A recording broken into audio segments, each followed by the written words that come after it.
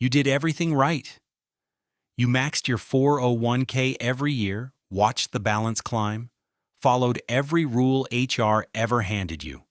And that discipline, that 2 decades of doing what you were told, is quietly building a tax problem the IRS isn't going to warn you about.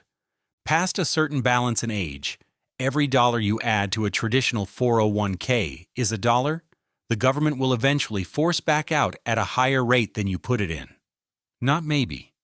Mathematically. There are 3 traps hidden inside the account most people treat as their entire retirement plan.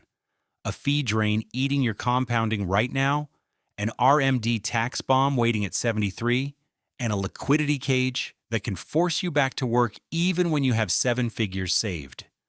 In the next 15 minutes, you'll see the math on all 3, a side-by-side comparison of 2 retirement paths, and a specific reallocation order you can act on this week.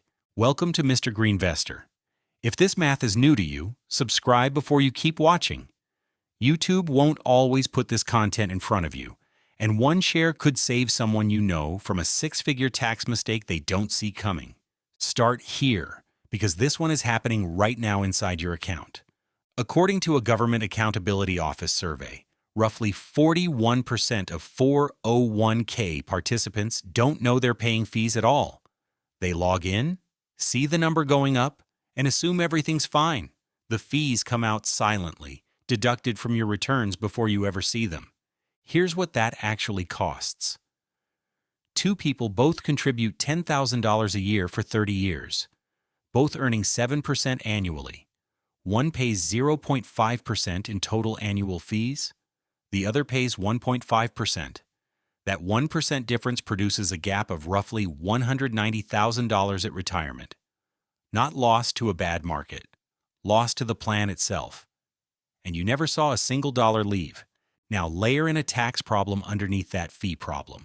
When you eventually pull money from a traditional 401k, every dollar comes out as ordinary income.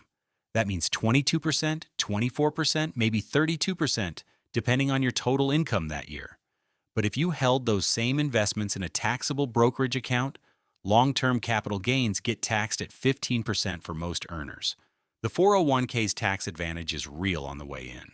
On the way out, all of that growth gets taxed at the highest rate on your return. Think of it like renting a storage unit. When you first sign the lease, it feels like a smart move. Cheap, organized, temporary. But year after year, you fill it up. And at some point, the government starts holding the key. They decide when you start clearing it out, and the bigger the unit, the more it costs to empty. The fix for the fee problem takes about 10 minutes. Pull up your plan's fee disclosure. It's called the 408B2 notice, and find your all-in cost. If you're sitting in a target date fund above 1%, switch to the cheapest index fund in the plan right now. That single move buys back thousands in compounding without adding a single dollar. But the fee problem is the smallest of the 3. What comes next is what actually keeps CPAs up at night. So the fee drain is costing you compounding today. The RMD Tax Bomb is costing you in 2038 or 2041, or whenever you turn 73. And the fuse is already lit. Here's how it works. At age 73, the IRS requires you to start pulling money out of every traditional retirement account, whether you need the money or not. No exceptions for being healthy, working part-time, or having other income. The formula is simple. Take your December 31st account balance, divide by 26.5, the IRS life expectancy factor at 73, and that number comes out as ordinary income every single year. Let's run 3 scenarios using a conservative 6% annual return starting from different balances at age 50. If you have $500,000 in your 401k right now, that grows to roughly $1.1 million by 73. Divide by 26.5. Your first required distribution is around $41,500. Whether the market is up, whether you're traveling, whether you wanted that money or not. If you have $750,000 today, you're looking at roughly $1.6 million at 73, and a first RMD of around $60,000.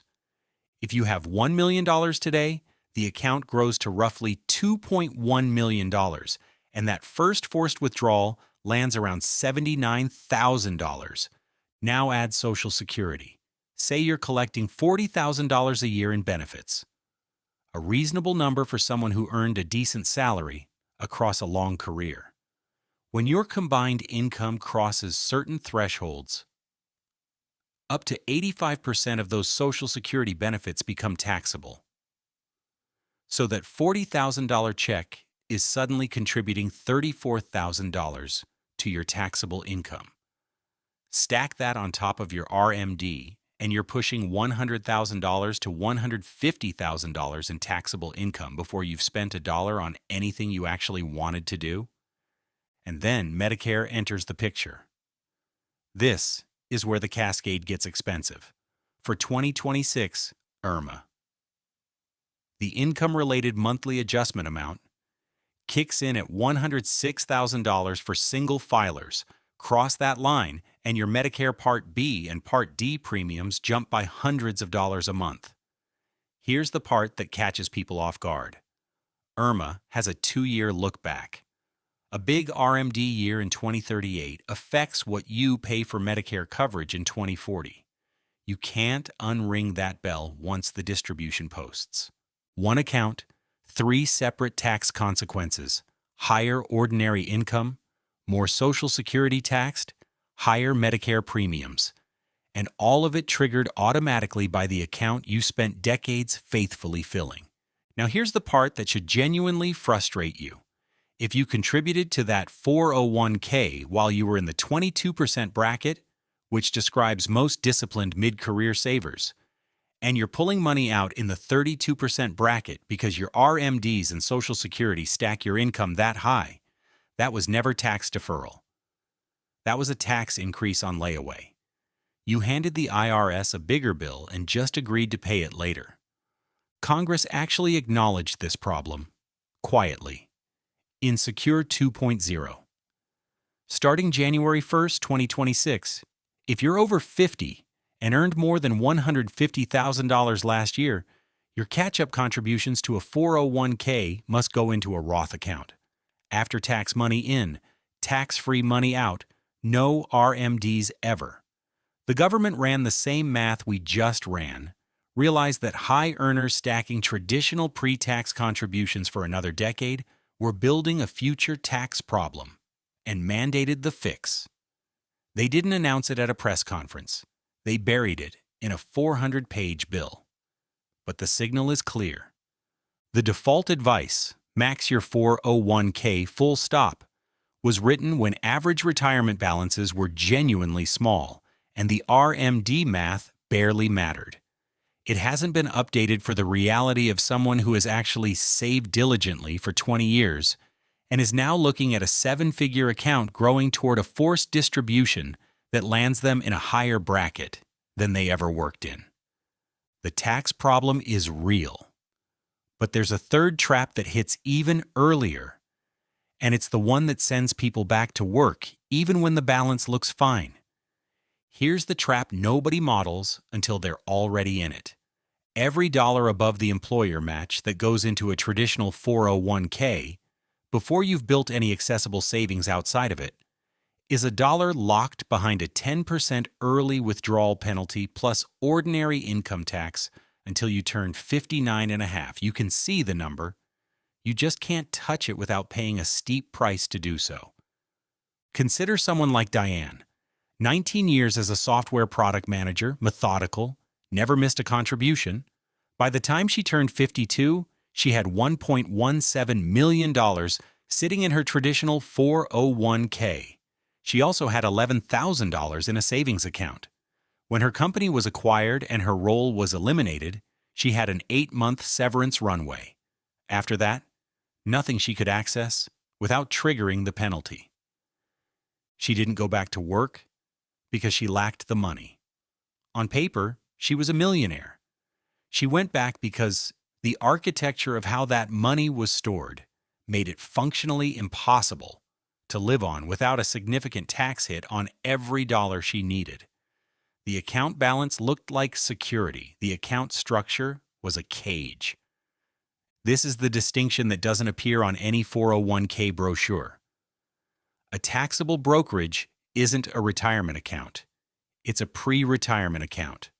It's the account that covers the years between when you want to stop working and when the penalty-free window on your 401k opens up. Without it, your options are keep working, pay the penalty, or go back to work like Diane did. The math is straightforward. If you want to retire at 55, you need roughly 4.5 years of living expenses sitting in accessible accounts before you can touch the 401k without cost. Every extra dollar you routed to the 401k above the match, instead of building that bridge, made that gap harder to cross. More people in their late 40s are quietly building an early exit than LinkedIn's highlight reel would have you believe. The ones who actually pull it off share one thing in common. They built the bridge before they needed it. They didn't find themselves with a 7-figure locked account and nowhere to draw from. The fee drain costs you compounding. The RMD bomb costs you in your 70s. The liquidity cage can cost you a decade of your life, the exact years you plan to use differently. Now let's look at the strategy that addresses all three at once. The reallocation order matters more than the total amount you save. Same dollars, different buckets, completely different retirement. Think of it as 3 buckets, filled in a specific sequence. Bucket 1 is the employer match. This one is non-negotiable at every age, every income level, every account balance. Capturing the full match is a guaranteed 50% to 100% return before a single stock moves. Nothing else in investing delivers that consistently. Contribute enough to capture every dollar your employer puts in. Then stop adding to the traditional 401k and move to Bucket 2. Bucket 2 is the tax-free layer. Max your Roth IRA first. The 2026 limit is $7,500 if you're 50 or older. Money goes in after tax, grows without being taxed, comes out in retirement completely tax-free, and never triggers an RMD. If your income is above the Roth IRA limit, $165,000 as a single filer in 2026, use the backdoor Roth strategy. Contribute post-tax to a traditional IRA, then convert it to Roth. It's legal, it's underused, and it keeps future withdrawals entirely outside the RMD machinery. If you have a high-deductible health plan, max your HSA before the Roth. It's the only account in the tax code with 3 separate tax advantages, and it rolls forward indefinitely. Bucket 3 is the bridge. Dollars above the match that you'd normally send to the traditional 401k go into a taxable brokerage account instead. Invested in low-cost index ETFs. Long-term capital gains taxed at 15% on withdrawal. No age restrictions. No penalty. Full access anytime you need it. Here's what the 2 paths actually look like. Start with a $420,000 balance at 51, earning $170,000 a year, contributing through age 65. Path A. Keep maxing the traditional 401k.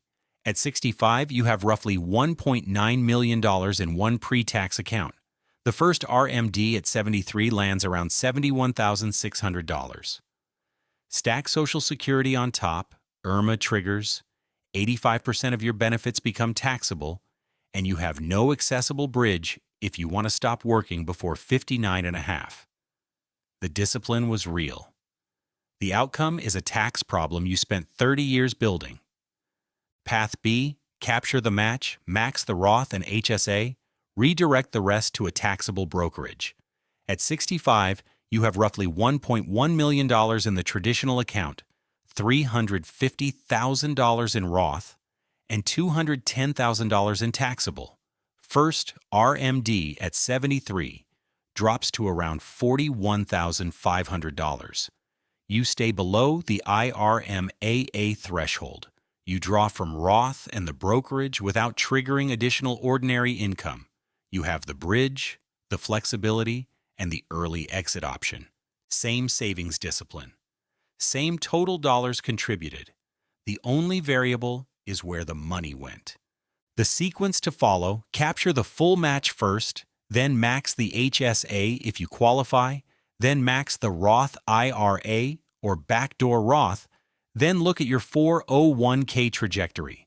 Project your current balance forward at 6% to age 73 and divide by 26.5. If that number combined with Social Security pushes your retirement income above $100,000, you're on track for a tax problem. And redirecting above-match contributions to a taxable brokerage is the move that changes the outcome before it becomes permanent.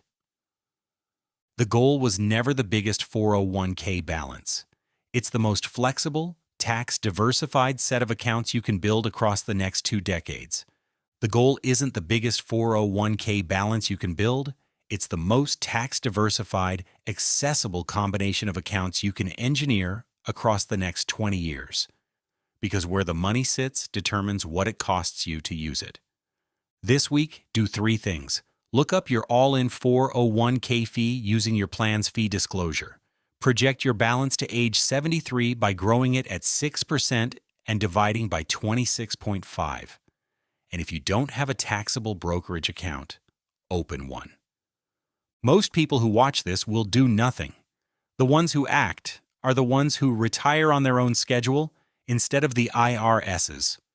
If this math changed how you think about your 401k, hit like, subscribe for weekly breakdowns, and share this with anyone in their 40s or 50s still following the max your 401k default. Do the math before the IRS does it for you.